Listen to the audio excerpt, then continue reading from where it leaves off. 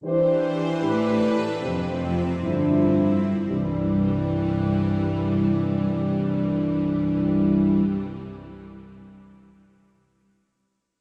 calling this Joseph Priestley the American one-God connection, and what's interesting is he was not an American as such.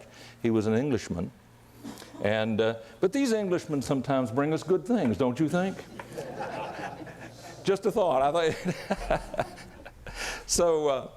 But anyway, let's see what we can learn about this fellow, and I think it will be helpful to us to see this.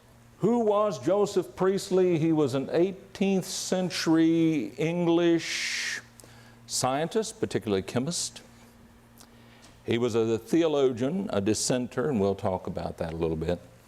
He was an educator and a philosopher, so he was truly a Renaissance fellow, wasn't he, when you think about it? He was really interested in all things that had to do with life and faith and so on. And the picture we have here, I think I've noticed it says 1794, so we'll see that was a little long in his career. He was born in Yorkshire, England in 1733, and he died, interestingly enough, in Pennsylvania, a whole world away from that, and he was 71 years old when he died, so I thought that's interesting. He was the first of 6 children to Jonas Priestley, so we'll just kind of get a little sketch here of him before we talk more about the things he did. But he was born to Jonas Priestley's first wife, Mary Swift. He was sent to live with his grandfather when he was a year of age. I have a feeling his mother may have been infirmed. She may have had physical maladies because after he had lived there for 5 years, his mother died. And he went home briefly after that, and his father remarried. But anyway, it wound up he was raised by his aunt and uncle, Sarah and John Keighley, and they were people of means, which actually worked out much to his good, as we'll see. He married Mary Wilkinson in 1762 when he was 29 years of age, and they had 4 children, a daughter and 3 sons. He was, from a faith standpoint, a dissenter, and that's a large subject that we won't go into, but we'll talk a little bit more about it in a moment. But his background actually was Calvinist in England, and he was educated for the ministry by his aunt. I said they were people of means, and they were able to give him the education that he might not have gotten otherwise, which is very fortunate. He learned Hebrew and Greek. But no, in those days, that would still be a person who was not able to read well. So he also knew Latin well, French, Italian, German, Aramaic, and Arabic. So I think I've got a ways to go to catch up to that. But that's not unusual. Language was so important to them. And so nowadays, if you ever feel a little bit intimidated in the world, go look on like one of these text things or something and just observe how our youth are writing today, and you'll feel really good about yourself. I think it's just it's an interesting thing.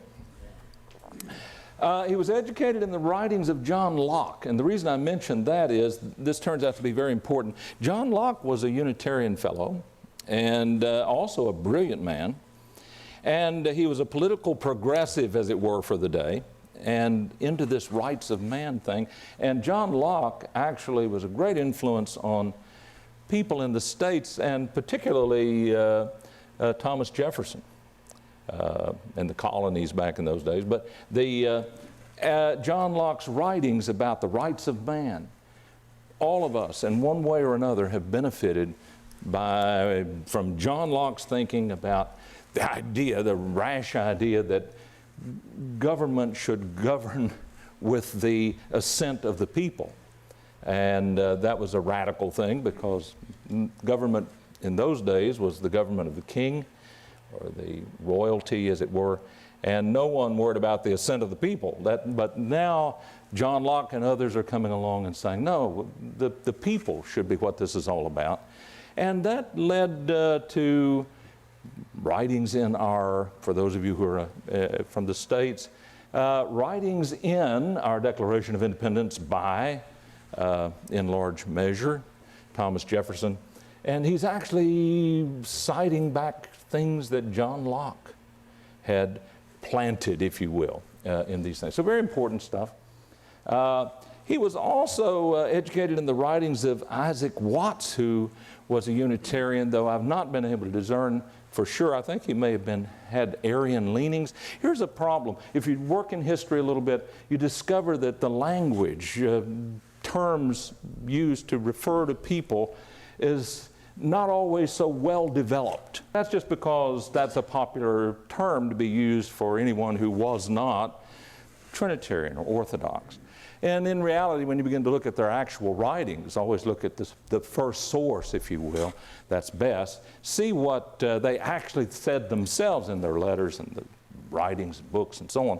And we discover that actually they weren't actually people who were Arian at all. It's terminology issues. So you always have to make sure your terminology is straight when you come to these things. He left Calvinism, he became a Unitarian, and he graduated from Daventry in 1752, which was a dissenter school. Now let's talk about dissenters for just a moment, because he ministered among the dissenters, he was educated there.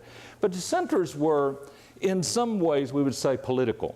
They were people in England who were thinking, well, church and state really should be separate.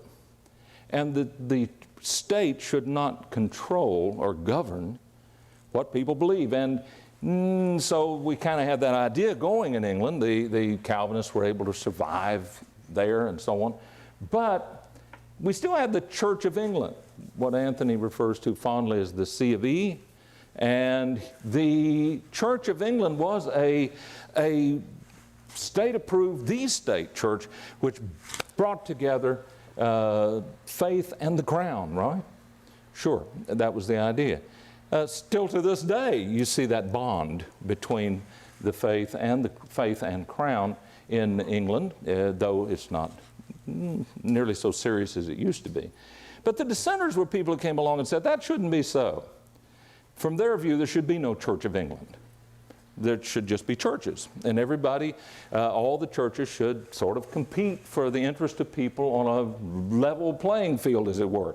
Not because the state is promoting any particular church or perspective. And of course, it was the better idea, but it took time for all that to work out, and it wound up working out better in the States than it had in England, at least for a time there. So that's good. They had something called the Test and Corporations Act, passed in England in 1661. And so this was in existence when Priestley was born, when he came on the scene. But that act basically held that dissenters could not hold political office or attend Cambridge or Oxford. I guess they could go to any of those other places, but not Cambridge or Oxford, for goodness sakes. And they couldn't serve in the armed services. So that's kind of the picture with Unitarians. They were not liked a lot by the crown, to put it that way. As a Unitarian, Priestley took all of this a step further and was even disliked by his fellow dissenters, mostly because he was Unitarian, and many of them were not. So that's an interesting perspective, I think. His scientific accomplishments, because I said he was a scientist, they're enormous. And in fact, the world knows the name Joseph Priestley, the history of this man, not so much for the reasons we're talking about today and his faith and his Unitarian belief, but they know him for his scientific accomplishments. He was a very extraordinary fellow, very accomplished fellow.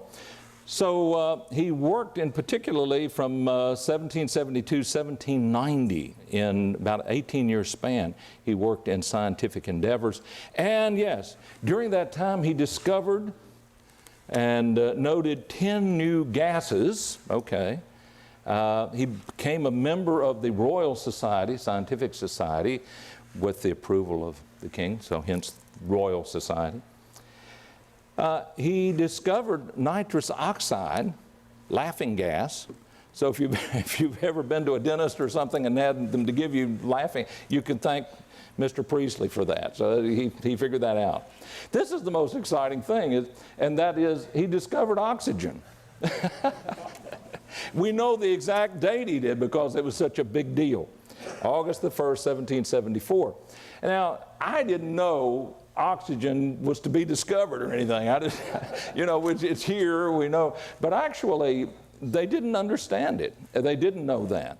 And so as a consequence, when he did find this and when he did bring this to the attention of all of his fellow scientists, he was a hero. They were like ready to carry him around on their shoulders. So it's a tremendous thing.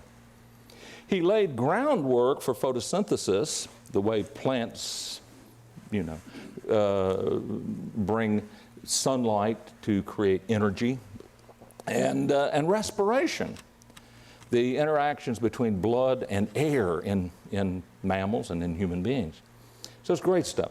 This perhaps was his most exciting, this next one, his most exciting development during his lifetime, and that is he discovered the idea of carbonation, carbonated water. People loved it.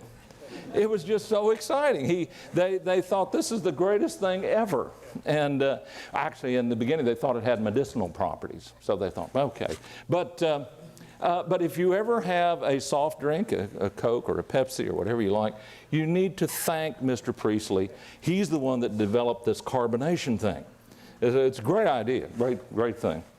So we have to think about him every time we have a soft drink these days, those of you who do that. He was huge in chemistry, so big that in the United States, the Chemical Society of America, their medal, their annual medal given to the most outstanding chemist and so on and that sort of thing, is the Priestley Medal, which they did in 1922, began in 1922. But every year, if you were to go to their association meeting, I don't know why you would probably, but if you did, they were going to give out a medal with our guy's picture on it, and that's exciting. He has in fact been by some called the father of chemistry. He really brought chemistry into a new revolution, if you will, a new time. So he was a giant in science of all sorts. This picture I have before you there is a statue of Priestley in Chamberlain Square in Birmingham, England. I don't know if you people have been over around there, have ever seen it, but it's quite an impressive statue. He had over 150 published works, and that's tremendous. Okay. Now back to the really good stuff for us. Okay. He was heterodox, if we can put it that way. He was a Unitarian. He was non-orthodox. He was a one-God believer in the true meaning, significance of that word, those words, one God. So he was a solid one-God guy. We've noted earlier that he came out of Calvinism and came into Unitarianism. We could have followed that history of how that developed, but I don't know that it's so critical. Read up on him more when you get a chance, and if you learn some new things about him, let me know. But he was non-Trinitarian in his views. Only the Father is God. Imagine that. Okay. He wrote a number of important religious writings for the day, and much of what he wrote we could applaud today. So it's very good. He wrote the Institutes, his Institutes. This is not Calvin's, but his Institutes of Natural and Revealed Religion. The fourth part of the Institutes was a very popular thing that he did called An History of the Corruptions of Christianity. He felt like Christianity had problems. Imagine that. So anyway, like John Locke, Priestley leaned toward rationalism. So this is not the happy side of what we want to talk about. He over scriptures at times. He was actually a pretty scriptural guy. He was right on it. But he, as did John Locke and some others of the philosophers, they saw the Unitarian business, and of course when we say Unitarian, we're not talking about the the Unitarian Universalist business, all that, that's another whole different story that came along later. But you see the seeds for that sometimes in this, shall we say, liberal perspective. And this whole business of rationalism. In other words, what I think should reign supreme, not what the Scripture says, but what I think. So they went along with the Scripture, and they did very well, and Priestley did in great things, and the one God thing had that down pat. And yet, if he saw something that, I don't like that, he said, well, okay, if I don't like it, then we just throw it out. But I'm sure you've never run into anybody like that today. But they had that problem back then, right? Some of them did. And that was something that Priestley did on occasion. So we would have to really sit down and have some talks with him over some of his conclusions then, because it appears, as best I can determine, that he wound up just saying, oh, the virgin birth. He decided he didn't like that, along with John Locke and some others. And so he just threw that out. And the atonement business, which Sean spoke so well about last year at this very conference, but he decided he didn't like the idea that Jesus died for us. Well, it seems to me there's an awful lot of Scripture about these issues, that the better choice would be to say, oh, yes, he did, and we would be more in harmony with the first faith of the first Christians, right? Makes sense. But for them, that was not so. But this is important. He did believe in the resurrection. He did believe in miracles. He did believe in things like that. So he was just, I think he's a guy, I've said this about Jefferson as well, I think he's a guy that we could sit down and talk with and reason with. And maybe we could help him some along a couple of those lines. But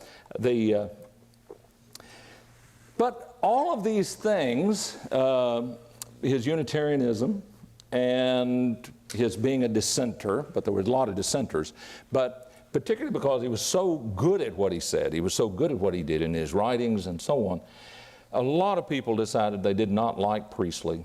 And in England, they actually got very angry at him, and they burnt him out, literally.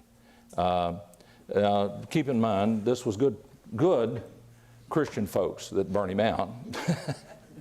I don't know what the evil people would have done, but the Christians burned him out. So they were very upset because, and the Crown and the authorities did nothing to protect Priestley because they didn't really like him either. Supposedly they did not cause this to happen, but nevertheless they just turned a blind eye to it. To oppose the church was to oppose the state and the king. He supported the American and French revolutions in his thinking and writing, so that was enough to get him in a lot of trouble. And he opposed and wrote against that Test and Corporation Act that did not allow them to go to Oxford and so on. So, and to have other privileges that you would have as a citizen. So anyway, in 1791, the Priestley riots burned his home, his laboratory, and his church. And he moved from where he was living to near London, but was persuaded by his friends to go on to America. His friends and followers, if you will, just told him, Joseph, they don't like you here. You just got to get that understanding. And so he did. He departed for America. I think that was very interesting. In 1794. So the Priestley riots, you could probably look it up and find it in some sources. That's when they burned him out and all of this.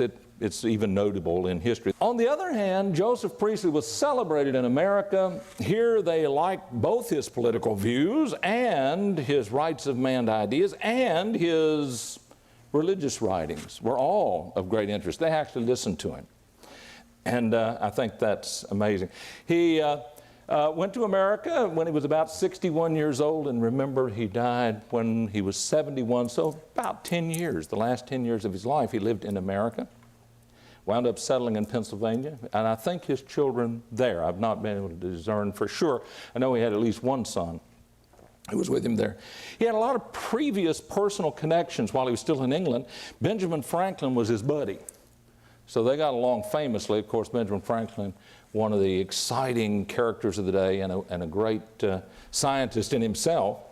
But he had met, Priestley and Franklin had met in 1765.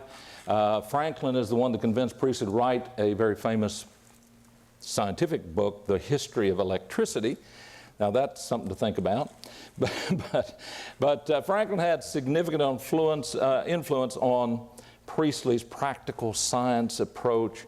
And he'd also met John Adams. I haven't been able to figure out when, whether it was before the Revolution or after, when Adams was in England as the first ambassador to England from the United States after the Revolution. He did not originate Unitarian faith in America.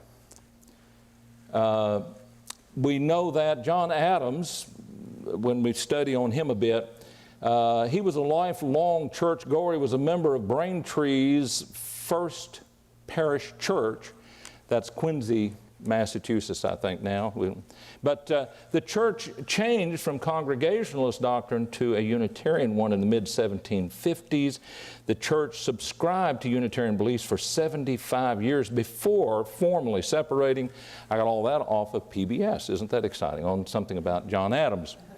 But hence the Braintree Church, depending on how you figure out what the PBS people were saying, may have been Unitarian all the way back into the late 1600s. I don't know. We'll have to work on that.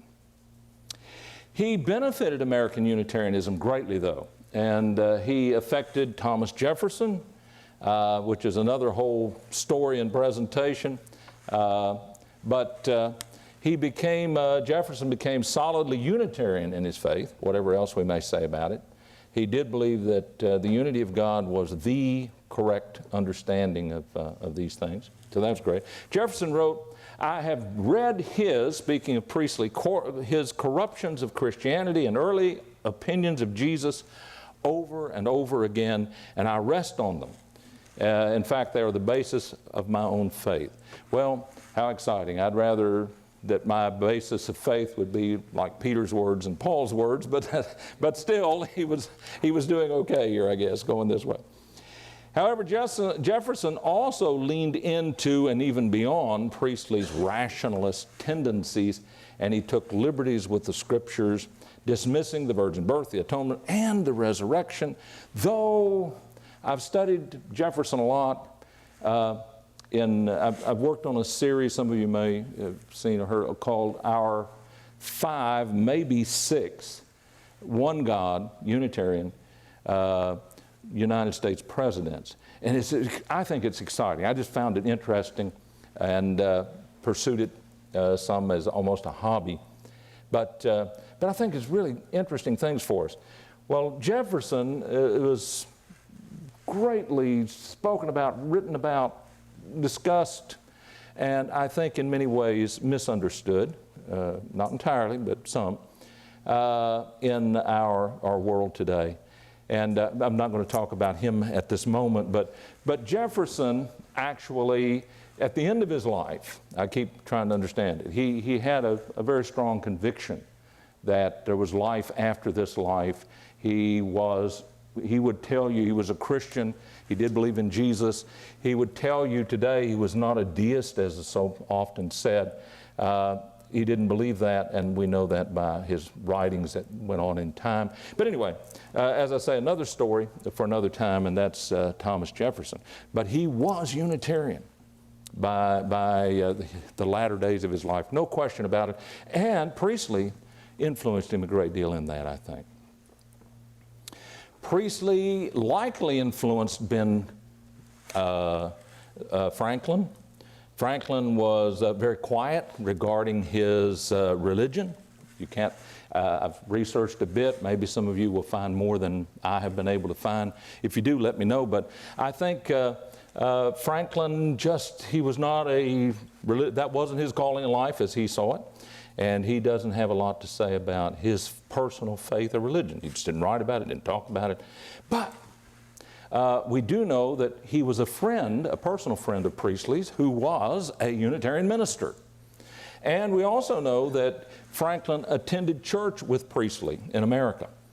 And so there was a lot of connection. The nearest thing I've been able to find on this point about Franklin and his faith and the possibility that he was really with us on this one God business as well is this statement actually made by one of our United States presidents that came along later and who was actually also the head justice, if you will, the Chief Justice of the Supreme Court for a while, and that's William Howard Taft.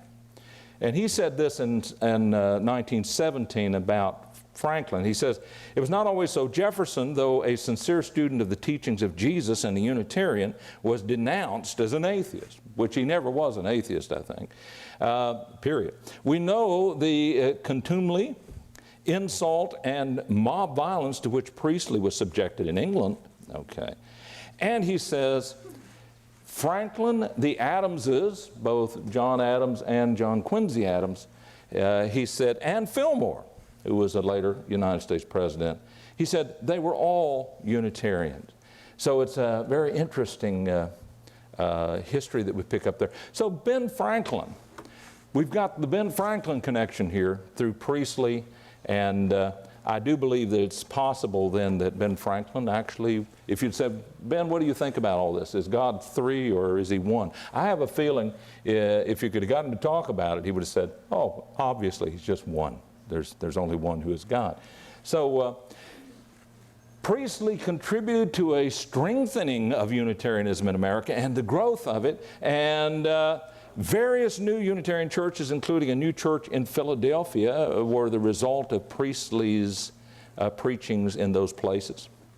Harvard University, some people don't realize this, became for a time basically a Unitarian institution, perhaps the foremost educational institution in America, we might say, historically certainly. And it was in the early 1800s that was the case, and I think Priestley certainly had some effect on all of that as well. Jefferson made this statement. He said, "I have no doubt that the whole of our country will soon be rallied to the unity of the Creator." And so he's saying, this is such a wonderful and great truth. Everybody is going to get on board with this. He just said, I just believe that's going to be the case. Well, that didn't exactly work out. But nevertheless, I think Jefferson would be happy and Priestley would be happy to know that we're here today. And we're still rejoicing in this understanding that God is one. And that God is the Father of our Lord Jesus Christ, the Messiah. So, but interesting stuff, I think. John Quincy Adams, who by the way is my favorite of all those early Unitarian guys. He was a really strong biblical fellow. In fact, he was the president of the American Bible Society for quite some time. And, but John Quincy Adams, he saw and opposed the trend in Unitarianism toward rationalism. So what I'm saying here today is kind of important. You may have observed in life that we have folks around out here who call themselves Unitarian, sometimes Universalist, sometimes Unitarian Universalist, and they're really not us. They're just off on a whole different trip. And, but it's nice to go back and say, where did that come from? How did that get to be here? And what are these people doing calling themselves Unitarians? Well, the word Unitarian was actually a pretty good word, I think, and it was the significance and the meaning of it in the beginning was great. And it didn't mean, it was just, we are Unitarian as opposed to Trinitarian. That was the objective, what they were trying to say. But it's like the word later on got hijacked by those who were of the liberal bent.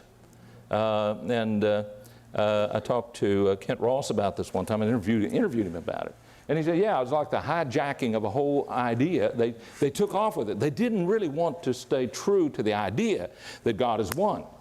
But they took the name, and they added it in with universalism, and then in the 60s we came up with the UUs. I'm not saying that disparagingly. They refer to themselves as UUs, Unitarian Universalists, okay? But that's not us at all. I went, one time in my life, I went into a Unitarian church, and it wasn't anything going on. I just went in there and spoke with a couple of ladies, and one was the minister of the church. And it was interesting to talk with her, and I said, well, have you, this is you. Okay. And she's telling me all about her church, and yes, we have a Buddhist who speaks here periodically, and we have another man, and she said we even have in, I don't know in that church, but in some churches we have people who are Satan folks, and said we let them speak. I thought, okay. I said, well, have you ever heard of biblical Unitarianism? And the minister thought, and she said, no. She said, wouldn't that be a contradiction in terms? Okay, so you see where this went. If you're going to divorce yourself from the Bible, the foundation of what Sean was speaking about last night, if you're going to let go of that, then what do you have? It doesn't really much matter, does it? It's just what everybody wants to think, what you like. And there was a touch of that among some of these people, including the fellow we're talking about today. I don't think I want to dismiss the good that he did and the good things he did, and same would go for Jefferson. But I really like John Quincy Adams and his position on all these things. He saw what they were doing, Priestley and Jefferson. He strongly rejected Joseph Priestley's materialism and ultra-rationalism, just as he was later to oppose the transcendentalism of Ralph Waldo Emerson, the great Emerson that you probably all studied. If you're an American, you've studied in high school. But, and Browning or Brownson, calling them, get this, vipers and enemies of public virtue. So I don't know what we think about that, Sean. They might need a little work on that, getting along while we talk things out business.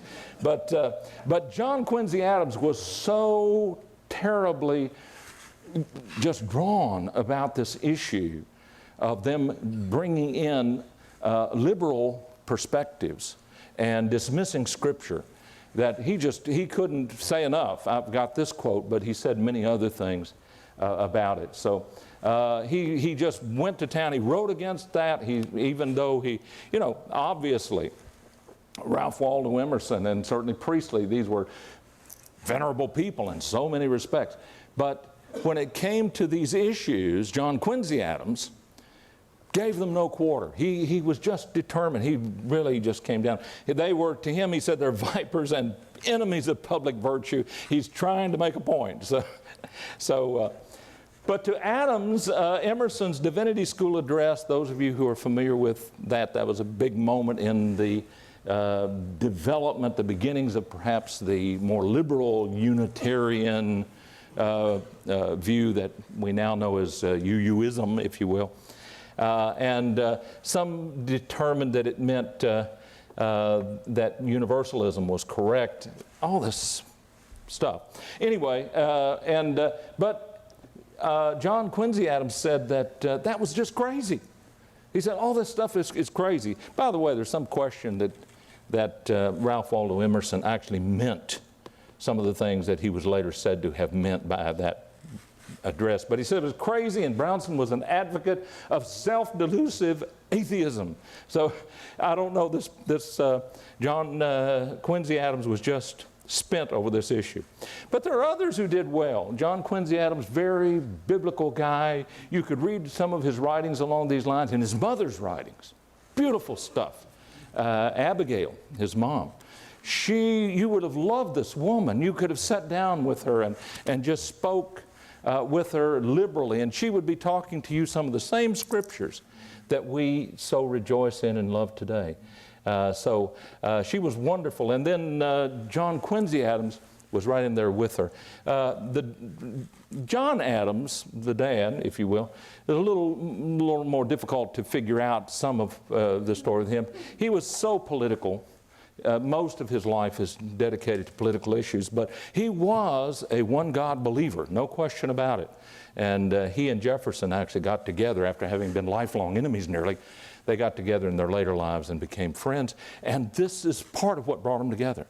this belief that God is only one.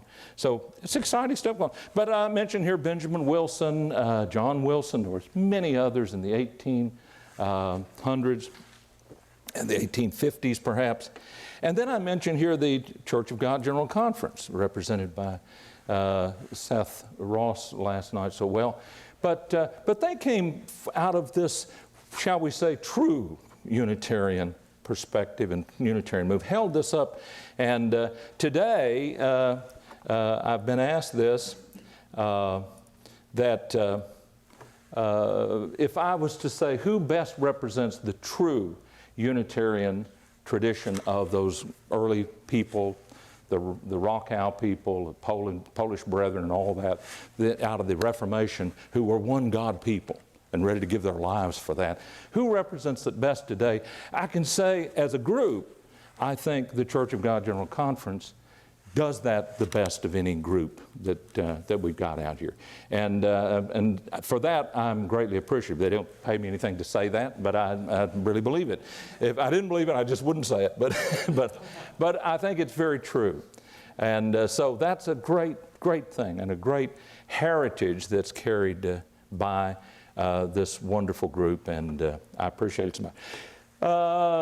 Priestley lived out his life, his 10 years in America. He came to America in 1794. Mary died in 1796, 2 years later. He lived with his oldest son, Joseph Jr., and his daughter-in-law until he died in 1804.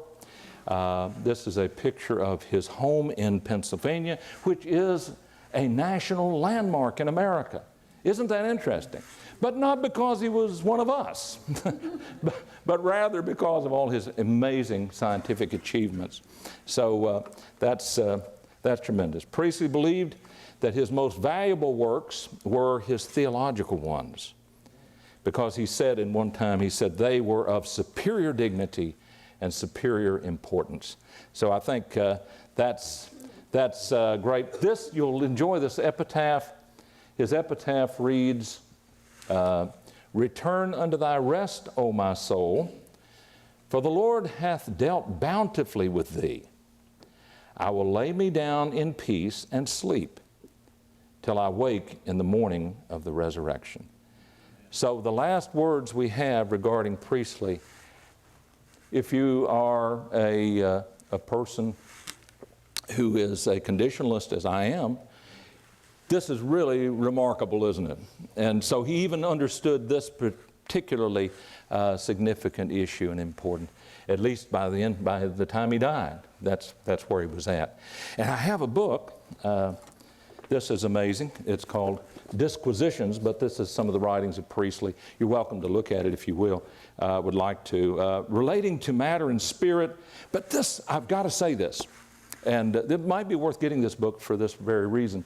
There's a second writing involved here, but it's called The History of the Philosophical Doctrine Concerning the Origin of the Soul and the Nature of Matter with its Influence on Christianity. Especially, now listen to this, especially with the respect to the doctrine of the pre-existence of Christ. So Priestley saw something that perhaps a lot of folks hadn't thought that much about. That the whole idea of Jesus pre-existing is somehow related, he thinks, made possible by the idea of the nature of man being dual and the pre-existent soul business of Jesus then. It's just, he says, pre-existence of Christ kind of goes away once we understand he's a man and we understand what man is. So anyway, for those of you with an interest in that, he's got a whole writing in here about it, and if you can make your way through a lot of long words, then think a little bit like someone would have written a while back. And also those S's. Anyone who ever reads this old language stuff, they had more ways to make S's than a person needs. It just doesn't matter.